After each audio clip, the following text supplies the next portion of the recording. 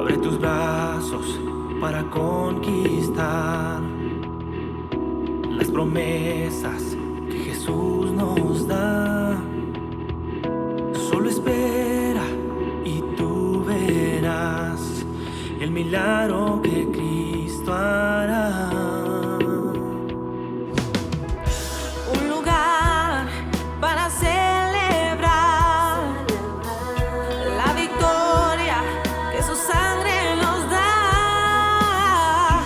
Solo confía y cree en Él, que en familia lo encontrará. Hay un lugar para todos, en familia de Dios.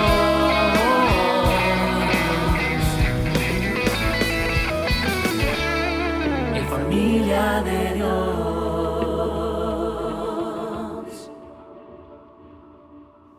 El 31 de octubre del año 1517, en la víspera del Día de Todos los Santos, el monje agustino llamado Martín Lutero clavó sus 95 tesis en la puerta de la iglesia del castillo de Wittenberg. La imagen más famosa de Lutero clavando las tesis, pintada por Ferdinand Pauwels en 1872, no cuelga en un museo, sino que está en un mural del ayuntamiento de Wittenberg, donde sigue recordando a los visitantes de todo el mundo que la Reforma comenzó con estas tres cosas: un hombre, un martillo y la palabra de Dios. Un hombre, un martillo y la palabra de Dios. En efecto, este evento desencadenó uno de los movimientos religiosos más grandes e importantes de la historia. ¿Qué podemos decir al respecto? Bueno, estamos aquí hoy reunidos en esta iglesia como resultado, en buena medida, de dicha reforma protestante. Aunque tenemos precursores importantes en lo que denominamos la prerreforma, como John Wycliffe en Inglaterra, como Jan Hus en el reino de Bohemia, que actualmente es el territorio de la República Checa, y Savonarola en Italia, entre otros. El 31 de octubre es conocido como el día oficial del nacimiento de la Reforma Protestante, y en ese movimiento se escucharon los bajidos. ¿Alguno de ustedes sabe qué es la palabra o qué significa la palabra bajido? Un bajido es el llanto de un bebé recién nacido. En ese día se escucharon los bajidos, es decir, los gritos o llantos de nacimiento de lo que llegaría a ser la iglesia luterana, la iglesia episcopal, la iglesia bautista, la iglesia metodista, la iglesia presbiteriana, las iglesias pentecostales, entre otras.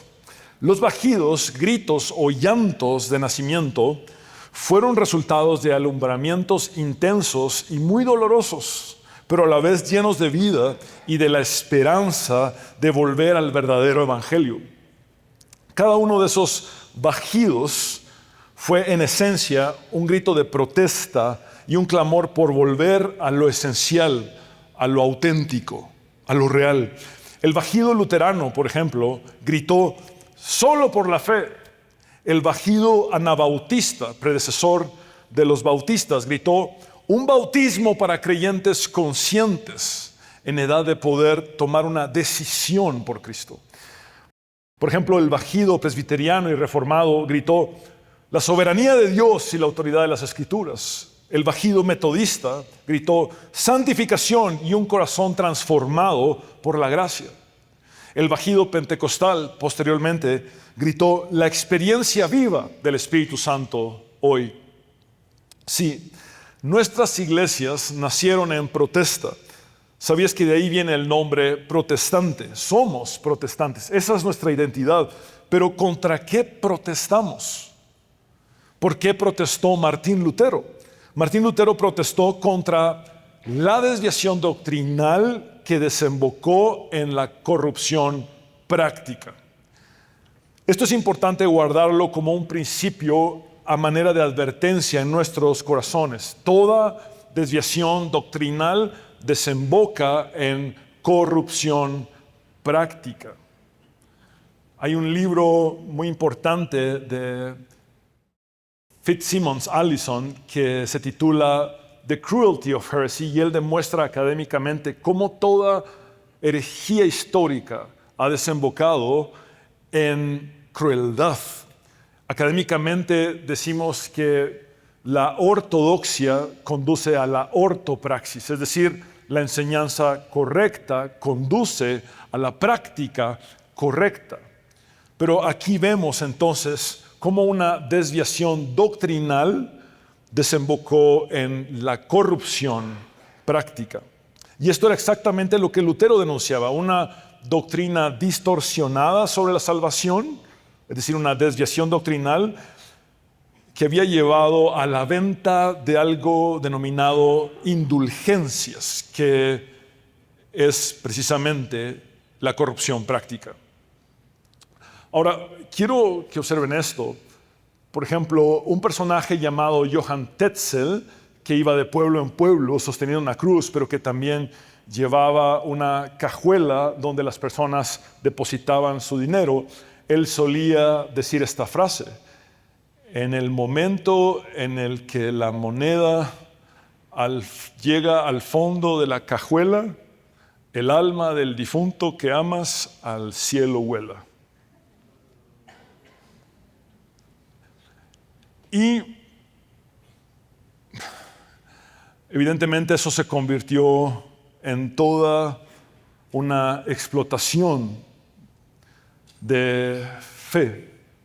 Y lo que estaba en la agenda detrás era la construcción de la Basílica de San Pedro en el Vaticano.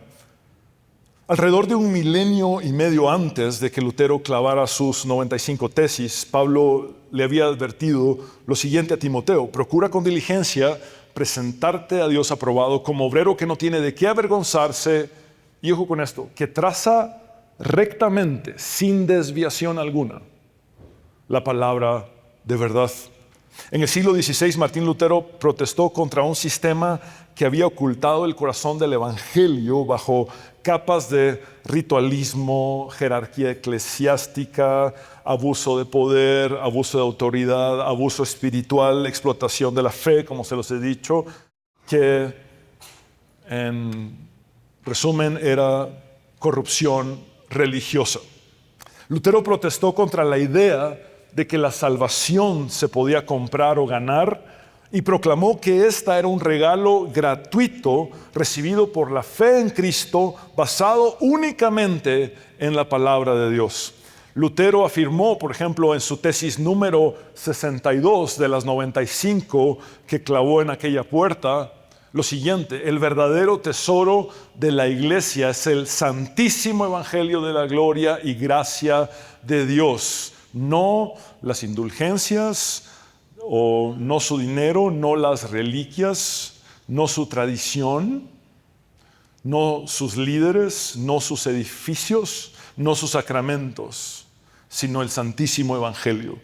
Ese es el verdadero tesoro de la iglesia. Fue esta protesta de Lutero que inicialmente surgió como un llamado a un debate académico, la que desencadenó todo un movimiento que no pudo ser contenido hasta nuestros días y que ha cambiado para siempre la historia del cristianismo. Esto es importante entenderlo. El ambiente de Wittenberg era principalmente el de una ciudad universitaria, llena de estudiantes. Y Lutero era un estudioso de las Escrituras y también un maestro de las Escrituras académicamente. Entonces es en un ambiente académico que Lutero plantea estas 95 tesis para, según él, decir: hagamos un debate y corrijamos las cosas. Pero realmente lo que ocurrió fue un movimiento enorme que en nuestros días sigue teniendo millones y millones, cientos de millones de personas alrededor del mundo. Y sí, De ahí viene nuestro nombre protestante, de protestar, por protestar y declarar nuestra fidelidad a lo que creemos firmemente son las verdades fundamentales e inamovibles del Evangelio. Estas verdades fundamentales se condensan y concentran en los postulados que conocemos como las 5 solas de la Reforma protestante. Las 5 solas de la Reforma en latín: sola Scriptura, sola fide, sola gratia, solus Christus y soli Deo gloria. Y en español: sola Escritura, sola fe, sola gracia, solo Cristo y solo a Dios la gloria. Ahora, tenemos que ver lo que el teólogo Kevin Van Hooser observa pertinentemente en uno de sus escritos. Él dice: las 5 solas no son tanto lemas de la Reforma, sino resúmenes posteriores a la Reforma, una especie de abreviatura teológica elaborada por protestantes posteriores para expresar lo que consideraban las convicciones centrales de los reformadores del siglo XVI. Esto es importante entenderlo porque no fue algo así como que Lutero se haya sentado y haya dicho: aquí está el paquete completo de las 5 solas, ¿verdad? Tampoco Calvino hizo algo como eso. Realmente los pre-reformadores, los reformadores y post-reformadores dejaron todo un legado, y posteriormente teólogos protestantes pudieron explorar todo el legado de la Reforma protestante y entonces enumerar estas 5 solas que integran y condensan con toda fidelidad todo lo que aconteció en este movimiento. Entonces, estas 5 solas, aunque son una síntesis teológica posterior, resumen integralmente la Reforma protestante, capturando también con asombrosa fidelidad el corazón del verdadero evangelio.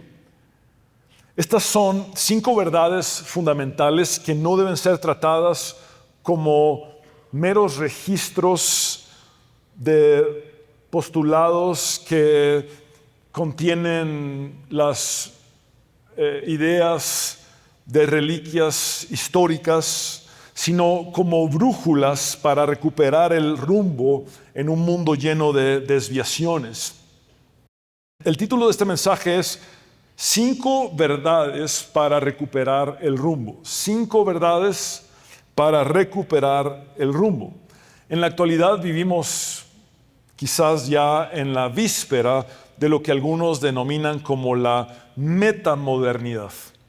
Lo cierto es que estamos inmersos en una cultura moldeada por los supuestos posmodernos, la relatividad, la desconfianza y el individualismo, que multiplica las voces, los consejos, las verdades, entre comillas, subjetivas y personalizadas al gusto convenenciero del cliente.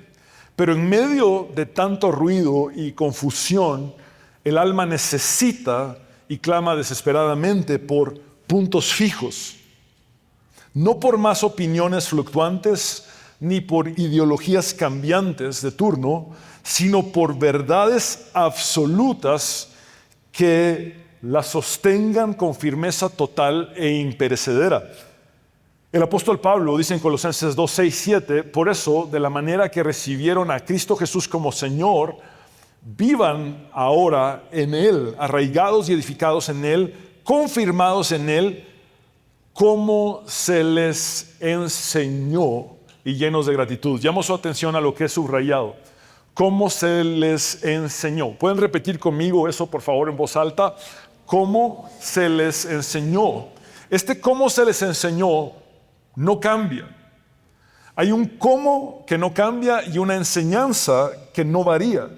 Este cómo se les enseñó resuena profundamente con estas 5 verdades, las 5 solas, que hoy anhelo presentarles más allá de la teoría de forma práctica. Este es el punto número 1. Sola Escritura o sola Escritura, la verdad que nos guía. Pablo dice en 2 de Timoteo 3, 16, 17, toda la Escritura es inspirada por Dios y útil para enseñar, para reprender, para corregir y para instruir en la justicia. Quiero llamar su atención a la primera parte de este versículo. Toda la Escritura, sin excepción, es inspirada por Dios. Inspirada por Dios. Esas tres palabras en español conforman o vienen de la traducción de una sola palabra en griego, la cual es theopnestos. Básicamente lo que Pablo dice allí literalmente es: toda la Escritura es aliento de Dios. Toda la Escritura es soplo de Dios. Toda la Escritura es exhalada por Dios. Ahora, en un mundo plagado de opiniones y de voces contradictorias, necesitamos entonces una autoridad final. La Reforma gritó por eso: sola Escritura.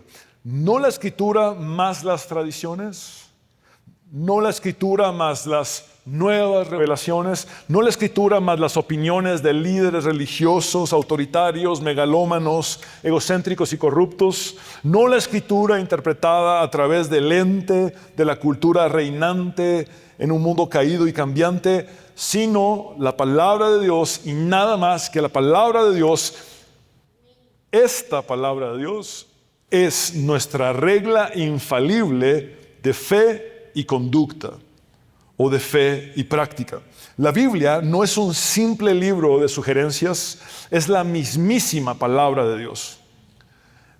Tan así que viene de lo profundo de Dios, es exhalada por Dios. Y es curioso entenderlo de esta manera porque cuando hablamos, por ejemplo, del Espíritu de Dios en el Antiguo Testamento, la palabra es ruach, que significa soplo, aliento, viento. Cuando hablamos del Espíritu Santo de Dios en el Nuevo Testamento, la palabra es neuma, que es de donde tenemos, por ejemplo, las palabras castellanas neumático. ¿Qué lleva dentro un neumático? Aire. Muy bien. Tenemos la palabra neumólogo. ¿Qué estudia un neumólogo? Todo el sistema respiratorio, aliento. Y vemos que ahora Pablo dice: toda la palabra es exhalada, es soplo de Dios. Por eso la palabra es vida para nosotros. Dios sopla su palabra y nos da vida. Su palabra es una brújula. Cuando nos perdemos en debates de identidad moral o propósito de la vida, no miramos primero a las tendencias sociales o a la filosofía popular. No nos vamos detrás de las mayorías. No buscamos lo popular, sino lo correcto. Nos arrodillamos delante de Dios, abriendo las páginas sagradas de su libro, la Biblia, para ser guiados por el Espíritu Santo. Vean esto. Cuando Dios nos crea al principio, sopla aliento de vida para que nosotros hoy podamos ser seres vivos. Y cuando abrimos su palabra, Dios sigue soplando a través de su palabra vida a nosotros, espiritualmente.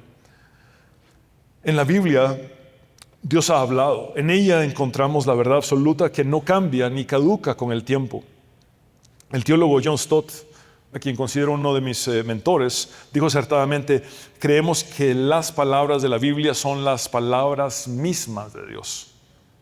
Entonces, al hablar de la sola Escritura, vemos lo siguiente: recuperar el rumbo implica someter cada pensamiento, cada idea y cada práctica a la autoridad suprema de las Escrituras. Un joven que se encontraba abrumado en nuestros días por la ansiedad y la depresión, que son una plaga actual, estaba hundido en la confusión. Sufría de falta de propósito y tenía una crisis de identidad grandísima. Abrió el Salmo 139, después de probarlo todo, y se dio cuenta de que había buscado su valor y el sentido de su vida en todas las fuentes equivocadas. Se dio cuenta de que en verdad él había sido conocido y amado por Dios desde antes de nacer y que su Creador tenía un propósito para él. Esto no lo encontró en un podcast, tampoco lo encontró en la voz de un influencer de moda en las redes sociales, lo encontró en la palabra de Dios. El Salmo 119, 105 dice: lámpara es a mis pies tu palabra y lumbrera a mi camino. Aquí tácitamente se nos dice que hay un contexto de oscuridad, un entorno de oscuridad, de penumbra, de confusión. Y cuando estamos en medio de un mundo así, la palabra de Dios nos ilumina para saber cuál es el siguiente paso. Se nos plantea un peregrinaje en el que cuando ya no tenemos ni idea de hacia dónde seguir o continuar o cuál es el rumbo, la palabra de Dios nos dice: el siguiente paso es para acá. Ese es el potencial de la palabra de Dios. Este es el punto número 2, sola fide, la verdad que nos salva, sola fe. Pablo dice en Efesios 2, 8, 9, porque por gracia ustedes han sido salvados mediante la fe. Esto no procede de ustedes, sino que es el regalo de Dios y no por obras para que nadie se jacte o gloríe. El corazón del evangelio late en esta verdad. ¿Cómo es salva una persona? Es una pregunta importante, no solo en este mundo, sino para la eternidad. ¿Cómo es salva una persona? La religiosidad siempre responde: haz, esfuérzate, merece, completa, obedece, gánate, paga, compra, da dinero. Es una carga que nadie puede soportar. Pero la Reforma proclamó a gritos, contra viento y marea: sola fide, solo por la fe. Un niño pensaba que debía ganarse el amor de su padre con buenas calificaciones. Y cuando reprobó su primera materia en su vida, pensó que no solo había perdido la materia, sino que también había perdido el amor de su padre. Sin embargo, su padre le dijo: no tienes que ganarte mi amor, simplemente eres mi hijo. Y esa es tu realidad. En su comentario a los Gálatas, Martín Lutero escribió: la doctrina de la justificación debe, por lo tanto, ser aprendida diligentemente y constantemente repetida, porque en ella se sostiene toda la suma de la piedad y la religión cristiana. No mires a tus propias buenas obras, sino a Jesucristo, y cree con todo tu corazón que Él es tu justicia y tu vida. Hay otra frase tradicionalmente atribuida a Martín Lutero que no podemos rastrear a ninguno de sus escritos. Y aclaro esto porque me preocupa mucho que en nuestros días he escuchado a varias personas dar citas con tanta seguridad de autores que realmente no son fieles, ¿verdad? Seguramente han usado la inteligencia artificial y dicen: fulano de tal dijo tal cosa, ¿verdad? Y los que hemos leído un poquito más de esos autores nos damos cuenta: no, eso no lo dijo, ¿verdad? Entonces trato de aclarar cuando una frase que cito es de un libro que puede rastrearse o cuando es una frase tradicional que se atribuye a cierto autor. Y esta es una frase tradicional que se le atribuye a Martín Lutero, pero que encierra o envuelve muy bien su doctrina y enseñanza. De hecho, es una frase impactante: me miré a mí mismo y vi imposible salvarme. Miré a Jesús y vi imposible perderme. Al hablar de la sola fide, vemos lo siguiente: recuperar el rumbo es estar convencido de que la fe verdadera descansa en la obra terminada de Cristo, no en las obras humanas que son irremediablemente insuficientes para la salvación. El punto número 3 es la sola gratia, solo la gracia, la verdad que nos atrae. Pablo dice en Romanos 11:6: y si es por gracia, ya no es por obras, porque en tal caso la gracia ya no sería gracia. Gracia básicamente se resume a esto: darnos todo lo que no nos merecemos, darnos todo lo que no nos hemos ganado. Entonces, si la salvación es por fe, ¿qué despierta esa fe en nosotros? es la gracia de Dios. ¿Acaso damos nosotros el primer paso hacia Dios? La respuesta es absolutamente no. La Reforma declaró con claridad sola gratia, o solo la gracia, o solo por gracia. ¿Por qué? Porque ninguno de nosotros, amados hermanos, puede ni siquiera atribuirse el haber tenido fe. La fe también es un regalo de Dios. Él nos dio ese regalo de la fe para que pudiéramos creer en Él.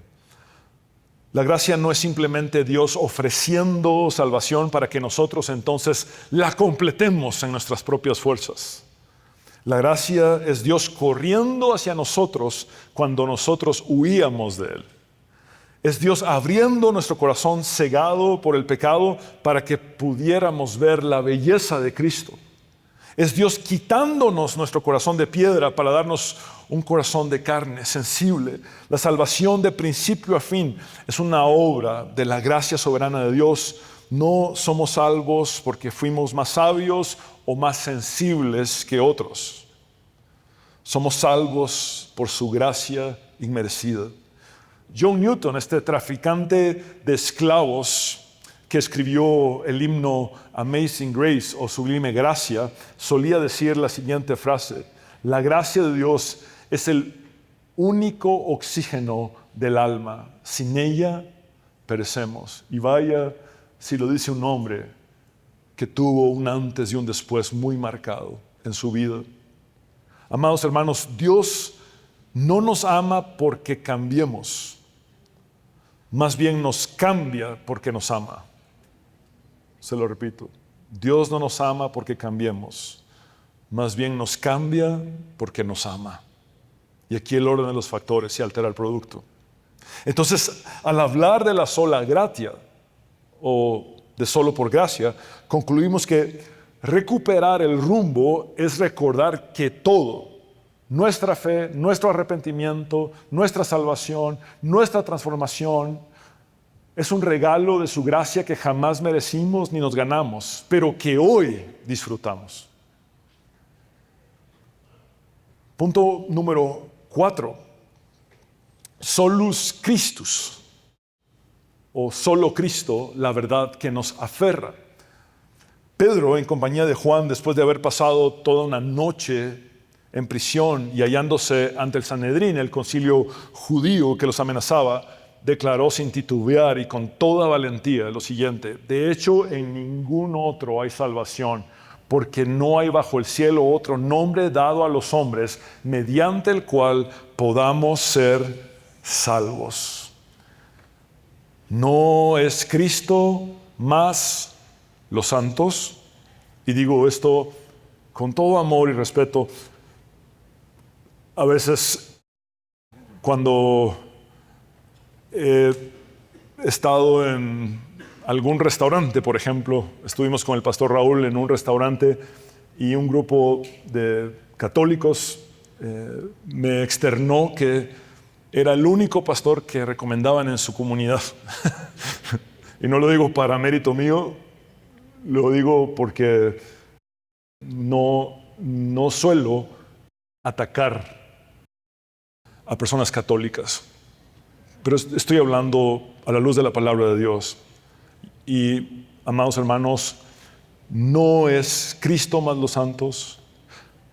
Digo esto con todo amor pastoral. No es Cristo más María. No es a Jesús por María.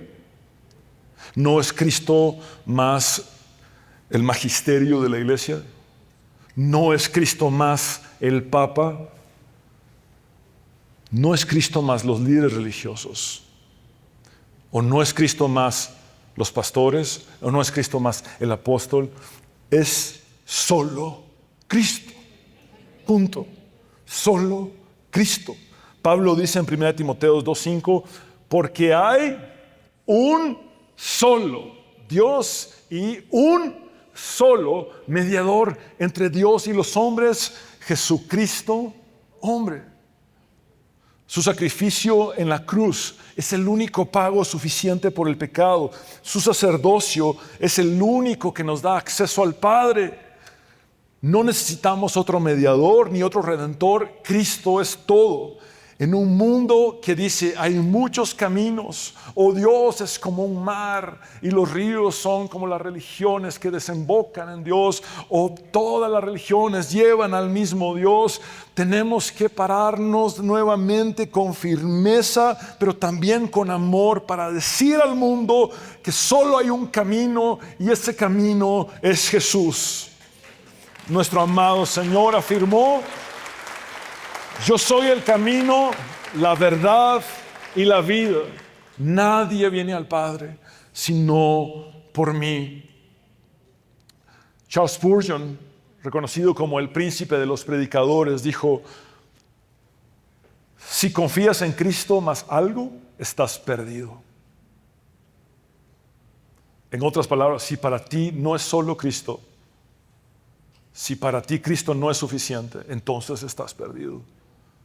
Pero en contraste, confía en Cristo solo y estás salvo. En tiempos de crisis, tendemos a buscar más y más recursos, más consejos, más estrategias, más líderes, más expertos. Pero la Reforma nos recuerda: Cristo es suficiente. Incluso cuando todos los demás fallan, Cristo es suficiente. Aun cuando todo pareciera estar perdido, Cristo es suficiente. Aun en medio de la peor de las batallas, la más dura de las pruebas y tormentas, Cristo es suficiente. En el valle de la sombra de muerte, Cristo es suficiente. Pablo dice en Colosenses 2:9: porque toda la plenitud de la divinidad habita en forma corporal en Cristo.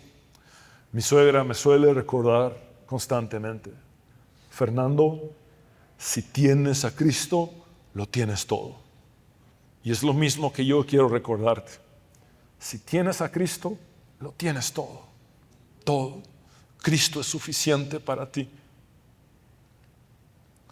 Al reflexionar en el Solus Christus, comprendemos que recuperar el rumbo es poner nuestra mirada y nuestra confianza exclusivamente en la persona y la obra de Jesucristo. El autor de la carta a los Hebreos nos recuerda lo siguiente: fijemos la mirada en Jesús, el iniciador y perfeccionador de nuestra fe, quien por el gozo que le esperaba soportó la cruz, menospreciando la vergüenza que ella significaba, y ahora está sentado a la derecha del trono de Dios. Este es el punto número 5 y final. Soli Deo Gloria, la verdad que nos consagra. Solo a Dios la gloria. Pablo dice en 1 Corintios 10:31: en conclusión, ya sea que coman o beban o hagan cualquier otra cosa, háganlo todo para la gloria de Dios. Algo que me llama la atención mucho de este versículo es cosas tan sencillas como comer o beber o cualquier cosa, la cosa más significativa que hagamos. Todo debe ser hecho para la gloria de Dios. El propósito final de todo es esta verdad. ¿Para qué existimos? ¿Para nuestra propia felicidad? ¿Para nuestro éxito personal? ¿Para nuestro reconocimiento? La Reforma declaró: Soli Deo Gloria. Solo a Dios la gloria. La gloria de Dios no es un concepto abstracto ni una fórmula litúrgica. Es el propósito que da coherencia al universo entero y a todo en nuestra vida, a cada acto cotidiano, desde comer o beber, como lo dice Pablo, trabajar, criar a nuestros hijos, ser cónyuge, descansar, servir. Cuando vivimos para la gloria de Dios, nos liberamos de la esclavitud al reconocimiento humano. Ya no preguntamos: ¿qué pensarán de mí? ¿Qué opinan de mí? sino cómo refleja esto el carácter de Dios en mi vida. ¿Cómo glorifica esto a Dios? ¿Haces las cosas bien aunque nadie te vea? ¿Vives en ese coram deo que los reformadores retomaron y catapultaron? Es decir, ¿vives con esta conciencia de la presencia de Dios? Que estás delante de Dios y que por eso todo en tu vida, lo privado, lo secreto, lo público, debe darle gloria. Tu servicio en la iglesia, tu desempeño en la vida, ¿es un acto de adoración o una búsqueda de validación? En tiempos de la Reforma, la iglesia institucional había acumulado gloria, poder y riqueza para sí misma y sus líderes. Dos reformadores dijeron: esto es inaceptable. No pueden osar quedarse con la gloria que solo le corresponde a Dios. Hoy la tentación es quizá diferente, pero igual de real, y es más sutil. En la era de las redes sociales, del personal branding o de la marca personal, del automercadeo, de la autopromoción, del culto a la personalidad, de ministerios que surgen con base en el carisma o la figura de un solo líder. Los ministerios cristianos, que aún se denominan como protestantes, pueden estar cayendo en buscar la gloria humana y no solo la gloria de Dios. Queremos más seguidores, más asistentes a nuestras reuniones, más me gusta o más likes en nuestras publicaciones, más reconocimiento, más aplausos. Y sutilmente el ministerio deja de tratarse de la gloria de Dios para volcarse absurdamente hacia la gloria humana, hacia nuestro propio ego. Cuando el primer paso para seguir a Cristo es la autonegación. Si alguno quiere venir en pos de mí, niéguese a sí mismo. No dice promuévase a sí mismo, ni haga un branding de su propio nombre. Ahora, si entendemos correctamente las primeras 4 solas, esta quinta sola, soli Deo gloria, es inevitable. Es decir, cuando alguien vive para su propio ego, cuando alguien vive en egocentrismo y tratando de recibir reconocimiento, no ha entendido nada de la Reforma, aunque se denomine de origen protestante. Porque las 4 solas que hemos visto desembocan y detonan en esta quinta sola. Entonces, alguien que diga, yo predico la Biblia, pero su ego está que ya ni le cabe en el pecho, no sabe nada de la sola Escritura. Y alguien que hable más de sí mismo que de Dios en un púlpito, no sabe nada de Solus Christus. Es cuando vivimos para la gloria de Dios que entonces se nota que realmente estamos viviendo el verdadero evangelio, que hemos entendido lo que es la Reforma y lo que estos 5 postulados nos enseñan. No podemos jactarnos de nuestra salvación porque no contribuimos en nada a ella. No podemos presumir de nuestro conocimiento porque viene únicamente de la misericordia del Espíritu Santo a través de la palabra de Dios, de las Escrituras. No tenemos derecho a la gloria porque todo es por gracia. Todo lo hemos recibido de forma inmerecida mediante la fe en Cristo. La salvación, desde su diseño en la eternidad pasada hasta su consumación en la eternidad futura, Es para la alabanza y la gloria de Dios. Él es el protagonista de la historia, no nosotros. Nosotros somos salvos por su gracia y para su gloria. Y esto transforma cada aspecto de nuestra vida. Todo lo que somos y lo que hacemos debe ser exclusivamente para su gloria. El salmista lo entendió claramente y declaró en el Salmo 115:1, no a nosotros, Señor, no a nosotros, sino a tu nombre da gloria por tu misericordia, por tu fidelidad.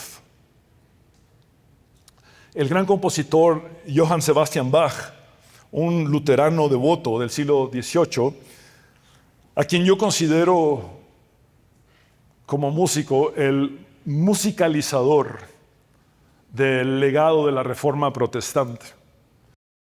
Bach era un seguidor de la teología crucis, de la teología de la cruz de Lutero. Y cuando escucho a Bach no puedo evitar pensar en la Reforma protestante, en la teología de la cruz de Lutero. Su música es realmente excepcional. Y Bach solía escribir al final de sus partituras las iniciales S, D, G. ¿Saben qué significa S, D, G? Soli, Deo, Gloria. En el momento que Bach escribía eso, los 5 postulados o las 5 solas no habían sido concluidas. Es decir, es sumamente interesante. El legado de la Reforma ya estaba, pero posteriormente fue que teólogos protestantes resumieron todo lo que la Reforma protestante enseñó en estas 5 solas, pero Bach ya escribía la 5ª sola en sus partituras. Y no lo hacía por tradición, sino como un acto de fe. Su música, incluso la más elaborada, compleja y bella, no era para su fama, sino para la gloria de Dios. Como saben ustedes, yo les serví al Señor en lo que es el ambiente de la música cristiana. Y no quiero para nada hablar mal de las personas con las que trabajé, personas de Dios, sinceras, pero quiero sí hablar un poquito del ambiente que experimenté. Vi que muchos en sus partituras, en lugar de poner SDG, Soli Deo Gloria, ponían P, M, P, G, para mi propia gloria.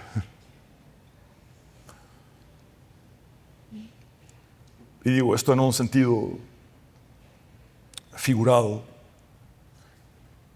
porque tristemente a veces podemos comenzar con los motivos o las motivaciones correctas y nuestro corazón se desvía en el camino y empezamos a creer que las cosas se tratan de nosotros. Y relegamos la gloria de Dios para atribuirnos nosotros gloria o vana gloria. Algo que llamó mi atención también en el ambiente de la música fue que varios de los mejores músicos con los que tuve el privilegio de trabajar eran los más humildes. Y varios de los más mediocres que tuve que soportar eran los más arrogantes. Aquí vemos a uno de los músicos más brillantes de la historia de la humanidad, Bach. Es más, se suele decir que después de Bach nadie escribió nada nuevo, diciendo que cada nota de su música era un acto de adoración a Dios. El Catecismo Menor de Westminster, que evidentemente es un catecismo protestante, por si alguien se quería salir porque dije catecismo,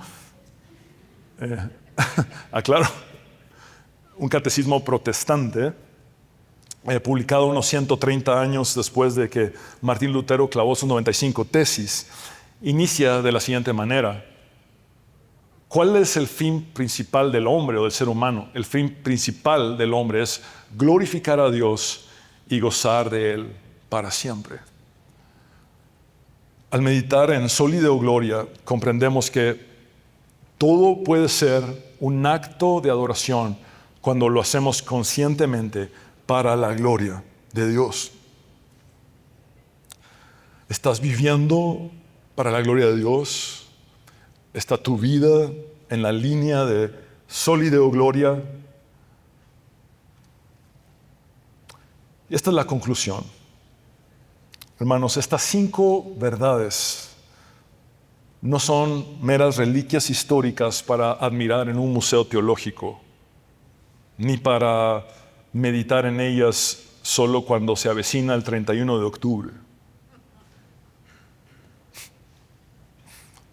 Son faros que nos guían cuando la niebla de la confusión nos rodea.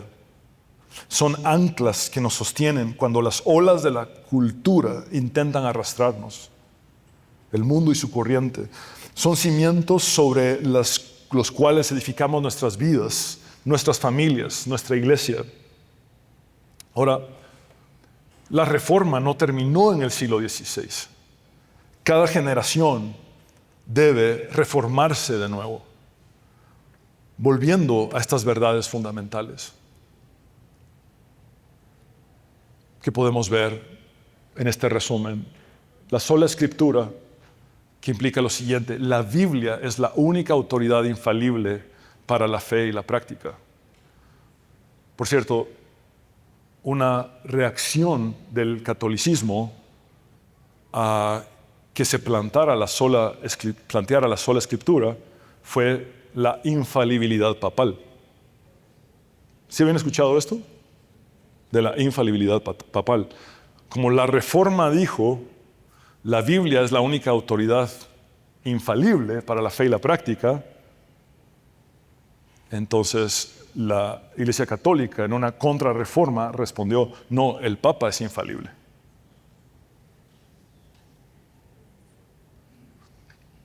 Sola gratia. La salvación es enteramente por la gracia de Dios, no por méritos humanos. Sola fide. Recibimos esa gracia únicamente mediante la fe en Cristo. La fe no es una fuerza impersonal como se nos quiere pintar hoy en día. Y la fe nunca es mayor que su objetivo. El ser humano ha demostrado que puede poner su fe en el basurero. El ser humano ha demostrado que puede poner su fe en un mono. Y no estoy exagerando.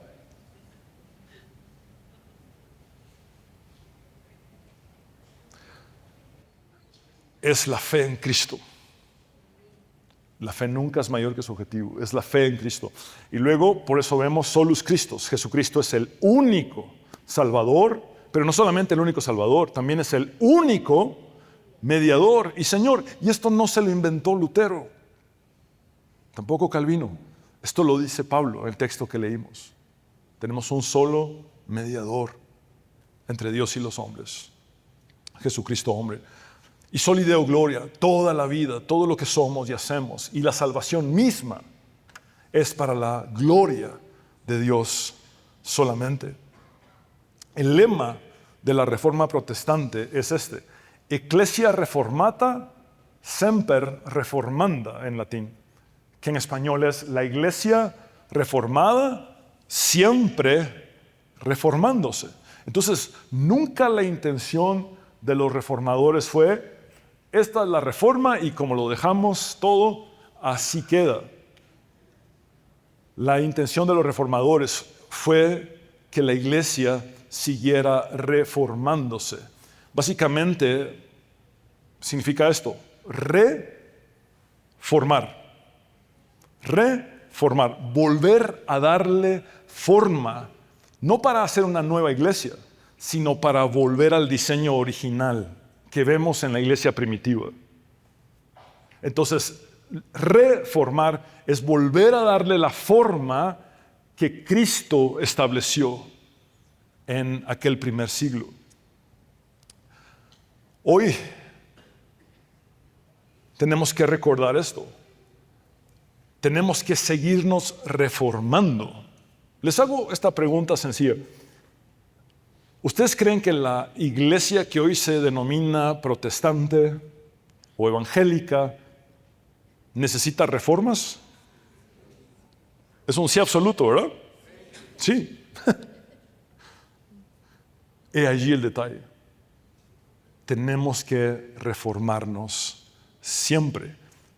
Y aclaro esto, no porque Dios cambie, Él es inmutable.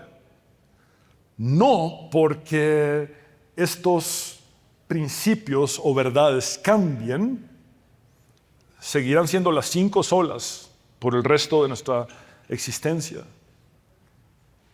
sino porque constantemente los seres humanos nos desviamos. Y ya lo hemos demostrado. Digo esto también con amor. ¿Qué diría un Lutero? ¿Qué diría un Calvino o un Zwinglio?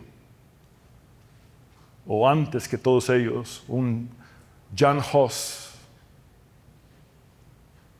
del falso evangelio de la prosperidad que ha plagado a la iglesia evangélica.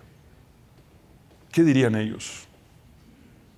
¿Qué dirían acerca de la deificación de la boca del ser humano con esta práctica de la confesión positiva?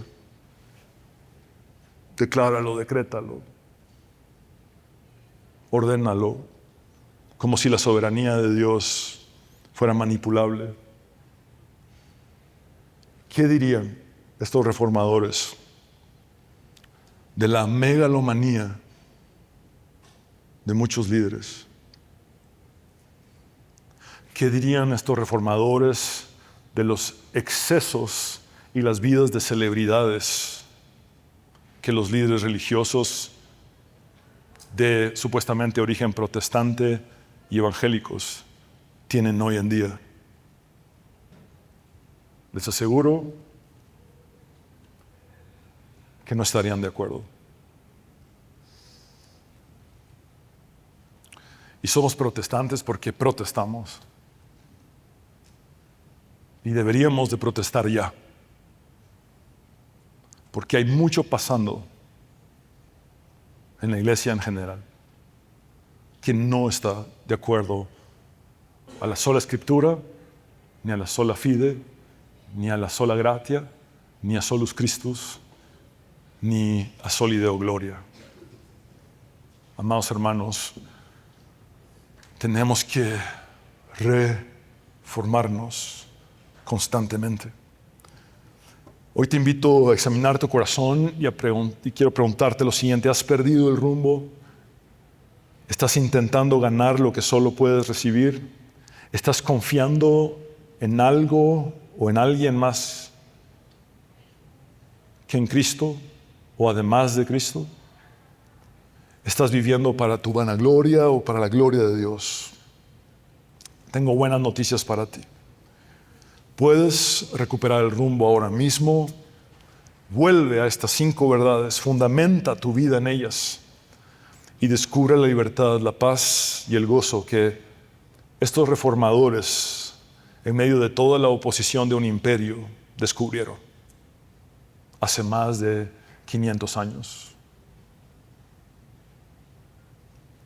Que vivamos de tal manera que el mundo vea estas verdades no como teorías muertas, sino como realidades vivas que transformaron o que transforman a todo creyente. Amados hermanos, cuando hablamos de las 5 solas, no queremos hacer de la reforma un ídolo. No es nuestra intención. Cuando hablamos de las 5 solas, significa reconocer que hay un solo evangelio, que no hay otro evangelio.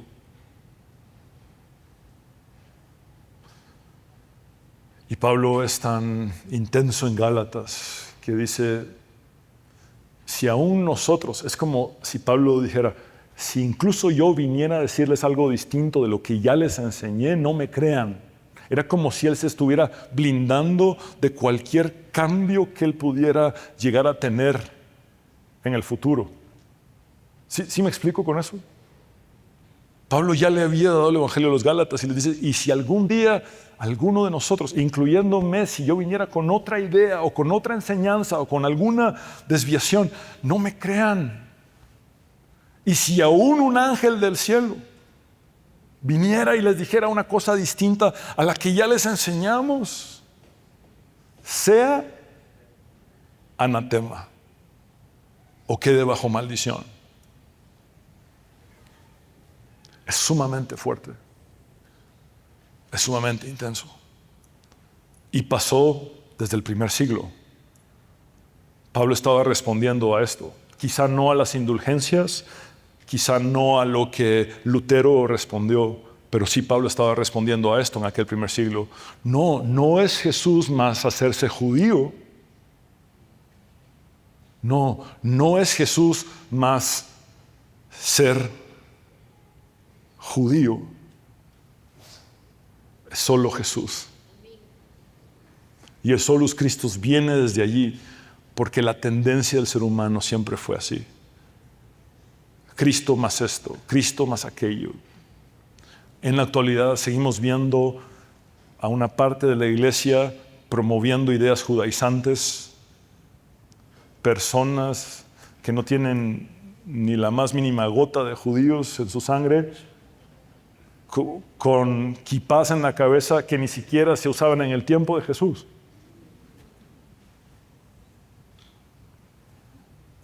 Somos cristianos y debemos vivir de acuerdo a este único y verdadero evangelio que se resume en estas 5 verdades fundamentales que nos hacen corregir el rumbo y retomarlo.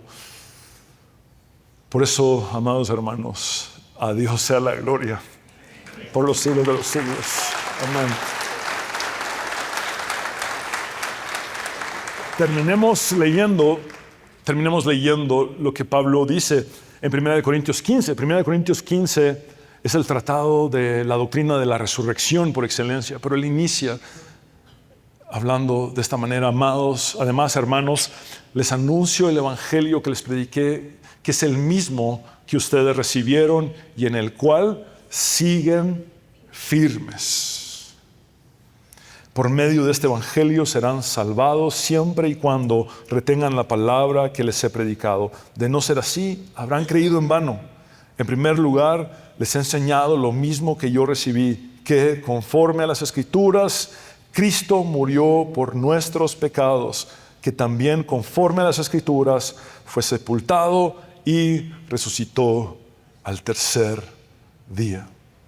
Esto es el evangelio y debemos mantenernos firmes. Insisto, sola Escritura, sola gratia, sola fide, solus Christus y soli Deo gloria. Amado Dios, venimos delante de ti reconociendo nuestra necesidad absoluta de permanecer en ti, Señor. Separados de ti nada podemos hacer. Fuera de ti, Señor, nada deseamos. Hoy, Señor, nos damos cuenta de cuán necesario es para nosotros vivir en una constante reforma, porque nuestra tendencia humana es a desviarnos,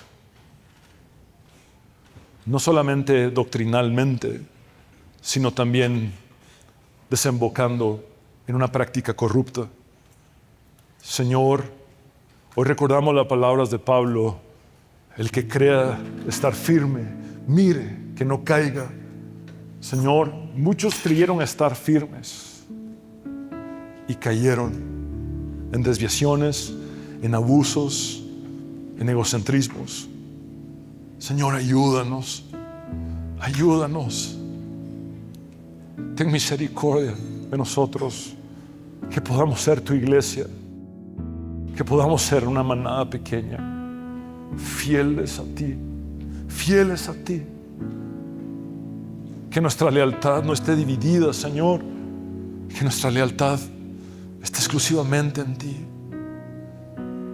que podamos, Señor, vivir conforme a la palabra escrita, que es la profecía más segura.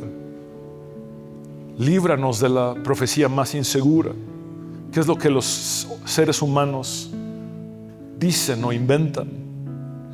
Queremos la certeza de tu palabra escrita, que es la más segura. Señor, hoy ponemos nuestra fe en ti, no solamente como un asentimiento intelectual, sino como también depositando nuestra confianza en ti. En otras palabras, estamos de acuerdo con lo que tú dices, pero también depositamos nuestra confianza en ti. Señor, hoy recibimos todo por gracia y reconocemos que esa fe ni siquiera fuimos capaces de producirla nosotros.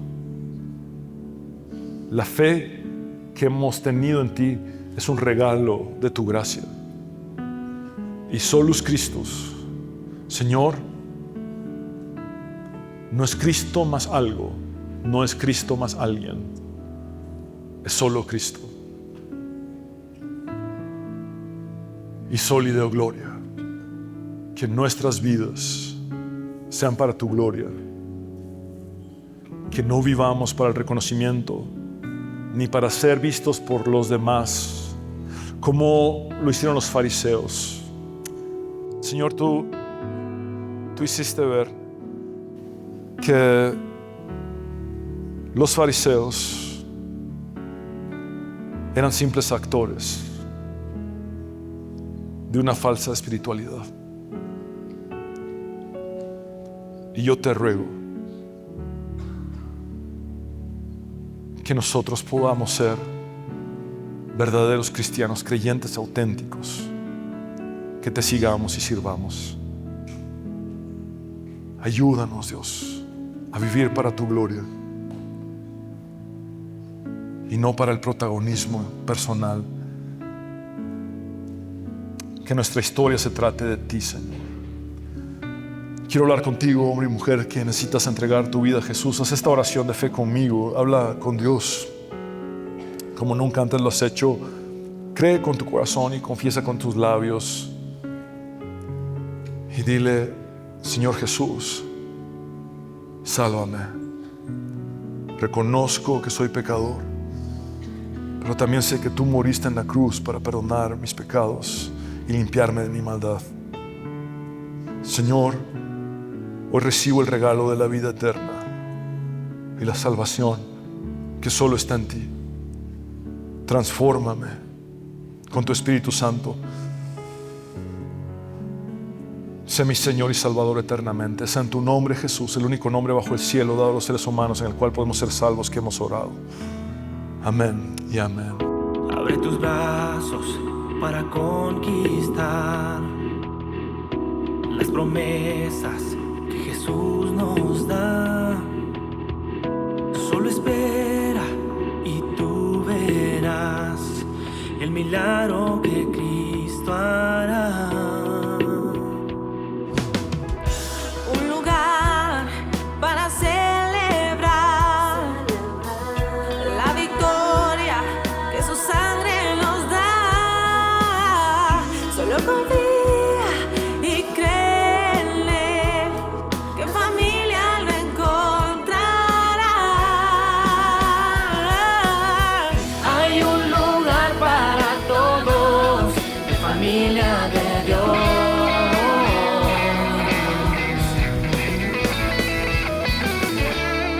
En familia de Dios.